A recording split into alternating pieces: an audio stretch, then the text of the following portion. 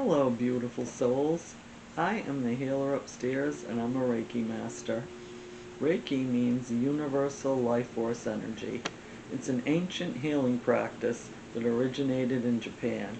Reiki practitioners believe that there's an energy force in and around the body. The practitioner places their hands on or near the chakras. Chakras are the 7 main energy centers in your body. The energy should flow freely through your chakras to be spiritually, mentally, and physically healthy. Practitioners believe if chakras are blocked, then you may feel sick or weak or in pain. Reiki is a non-invasive practice that promotes a sense of healing and peace. It's believed that Reiki releases energy flows and promotes the body's own naturally ability to heal. Thank you for watching. Please like and subscribe. Bye.